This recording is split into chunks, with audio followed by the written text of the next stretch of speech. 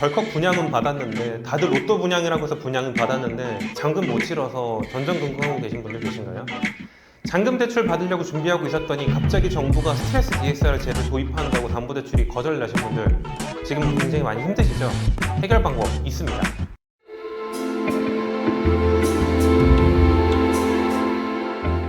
네, 여러분 안녕하세요. 비탈실 우회전 채널의 홍성혜 팀장입니다. 제가 지난 영상에서 분양권 갖고 계신 분들 개인생 하기 굉장히 어렵다라는 내용으로 영상을 한번 만들었던 적이 있는데요. 그분들에게 조금 희망적인 일이 생길 수도 있을 것 같아 보여요. 아직 확실한 부분은 아니긴 하지만 이 분양권도 개인 휴생이 가능해질 것 같습니다. 기본적으로 분양권을 갖고 계신 분들이 개인 휴생이 안 되는 가장 큰 이유 중에 하나가 여러분 회생 파산 제도는 재산이 많은 분들은 이용할 수 없습니다. 재산이 그냥 많은 게 아니라 내 채무보다 많은 경우 회생 파산 제도를 이용을 할 수가 없는데요.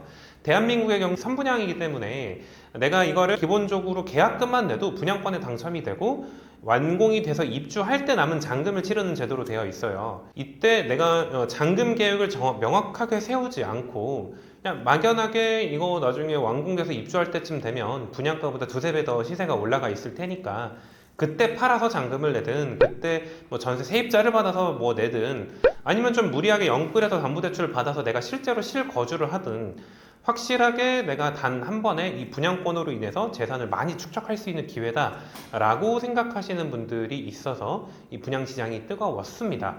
그러나 실제 현재로서는 예전에 그렇게 분양권으로 돈을 벌었던 얘기는 아주 먼 과거의 얘기고 현재는 분양 가액 자체가 워낙에 높게 좀 책정이 되어 있고 뭐 대출 규제라든지 세입자들이 전세 사기로 인해서 전세로 들어가는 걸 꺼려하는 이런 부분들 때문에 지금 현재 굉장히 많은 건들의 분양권들이 잔금을 못 치르고 있는 사태가 벌어지고 있습니다.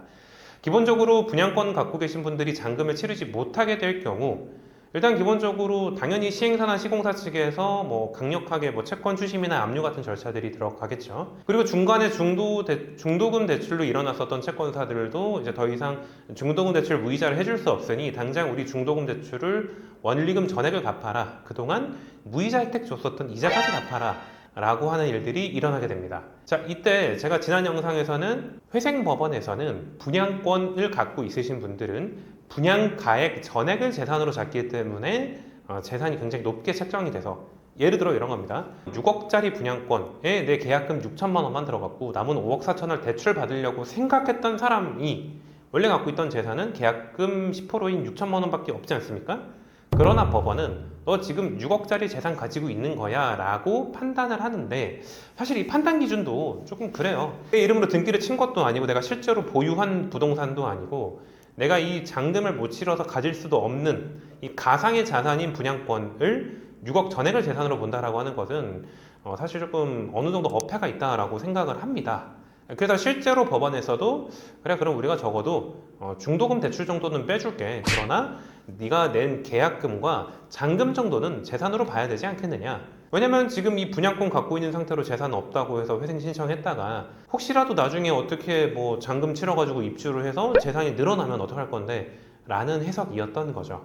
한마디로 미래에 이 부동산이 어떻게 될지를 저희도 예측할 수 없고 여러분도 예측할 수 없고 정부도 예측할 수 없으니 그냥 퉁 때려서 분양 가액으로 재산을 잡자라는 부분입니다. 여기서 제가 한 가지 생각이 떠오른 게 기본적으로 요즘 분양권뿐만 아니라 모든 부동산들이 재산 계산하는 게 굉장히 애매해졌습니다. 워낙 시세가 들쭉날쭉하고 가상으로 거래 조작 같은 부분들도 있고 뭐 계약 후 취소권 이런 것들이 있다 보니까 아무데도 이 실거래가라든지 이 부동산 예측치라고 하는 것들을 정확하게 공공적으로 인증되어 있는 즉 국가감정평가사가 내려온 감정평가서 정도가 아니라면 믿을 수 있는 게 많이 없어진 상태예요. 그렇다면 이 분양권 감평이 가능할까요? 가능하더라고요. 물론 뭐 정확하게 이 모든 분양권이 그렇다라고 하는 것은 아니겠지만 이 분양권의 현재 값어치를 감평을 한다면 얼마 정도의 재산이 가능하다라고 하는 감평서를 회생법원에 제출했을 때 회생법원이 충분히 이것으로 검토를 해볼 만한 부분이 된다는 거예요. 자, 이게 무슨 얘기냐면 과거에는 분양권 갖고 있는 사람들은 그냥 단순하게 재산 많으니까 무조건 회생이 안 돼서 이제는 이 분양권을 감평을 받아본다면 감평 가액이 내가 갖고 있는 이 재산이 채무보다 적다면 회생의 신청 자격은 생긴다는 거죠.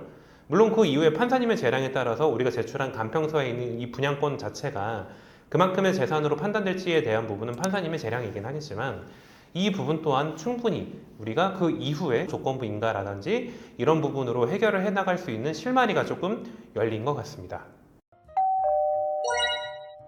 오늘은 제가 지난 영상에서 분양권 관련해서 분양권 갖고 계신 분들은 회생이 무조건 안 된다라고 하는 거에서 이제는 어느 정도 가능해질 수 있는 희망의 끈이 열렸다 라는 내용으로 한번 영상을 만들어 봤습니다. 지금 분양권 갖고 계신 분들 사실 많이 힘드시죠? 여기저기서 내가 어떻게든 간에 뭐 돈을 끌어 모아서 잔금을 치를까, 뭐 대출을 받을까, 사채를 쓸까, 부모 돈을 빌릴까, 배우자 돈을 빌릴까, 자녀 돈을 빌릴까 생각하고 계신 분들 많을 건데요. 그렇게까지 내가 억지로 끌어 모아서 이 집을 구한다라고 했을 때 과연 그 주변 돈들은 갚으실 수 있을까요? 애당초 내가 지금 무리하게 분양권 투자를 했다 실패했다라고 하는 것을 빨리 받아들이시고 내 집 마련의 꿈 이런 것들은 지금 같은 시장에서는 조금 고려를 해볼 만한 부분이 있지 않을까 그렇게 생각을 합니다. 오늘 제가 준비한 영상이 여기까지이고요. 제 영상이 유익했다면 구독과 좋아요, 알람 설정 부탁드리고 다음 시간에 더 좋은 영상으로 찾아뵙도록 하겠습니다. 감사합니다.